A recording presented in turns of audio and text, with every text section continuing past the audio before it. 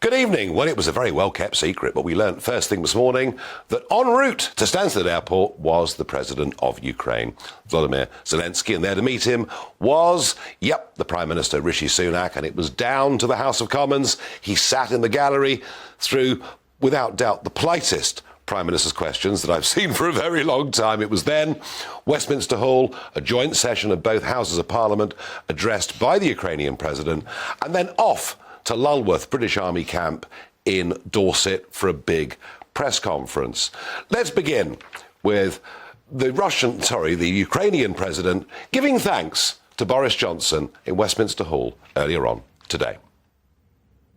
I have come here and stand before you on behalf of the brave, on behalf of our warriors who are now in the trenches under enemy artillery fire, on behalf of our air gunners and every defender of the sky who protects Ukraine against enemy aircrafts and missiles.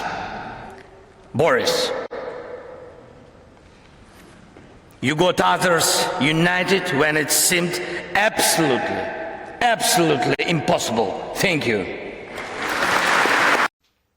Now, it's no great surprise that Zelensky came here first, because our contribution has been far bigger than any of our European neighbours. He's off to visit them next. So, big acknowledgement towards Boris Johnson and towards Rishi Sunak. But here's the real message. The real message of today's trip was thank you for what you've done, but we need more. We need combat aircraft. Here was Zelensky. I trust this symbol will help us for our next coalition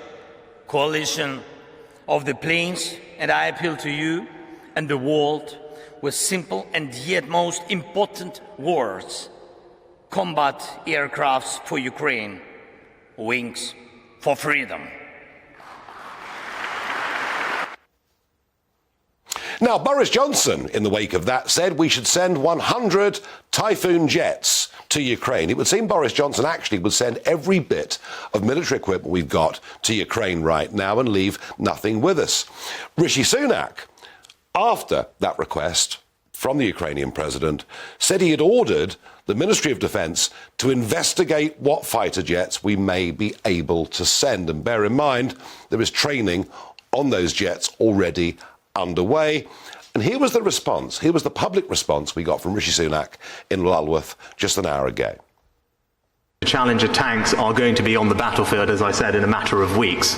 I mean, you've seen the Ukrainian soldiers being trained on them as fast as we can, and we're providing them as fast as we can, and we know that they will make a difference. And I think the President would tell you, we've been having conversations for the few months that I've had this job, and relatively rapidly after we discuss what is necessary, Ukraine sees that we do respond, and then we galvanise others to respond too. That's what we have done, and that's what we'll continue to do.